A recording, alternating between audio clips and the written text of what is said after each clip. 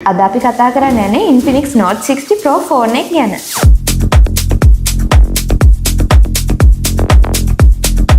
අපි මුලින්ම බලමු මෙයාගේ ඩිස්ප්ලේ එක ගැන. මේක AMOLED ඩිස්ප්ලේ එකක් වගේම 144Hz රිෆ්‍රෙෂ් රේට් එකක් අපිට බලා ගන්න පුළුවන්. ගේමින් වලට නම් මේකේ ඩිස්ප්ලේ එක බෙස්ට් ඔප්ෂන් එකක්. අපි දැන් බලමු මෙයාගේ chipset එක ගැන. මෙයාගේ chipset එක විදියට Snapdragon chipset එකක් දීලා තියෙනවා. ඔයාලට මේ chipset එකෙන් ඕනම ගේම් එකක් app එකක් ස්මූත් විදියට රන් කරගන්න පුළුවන්.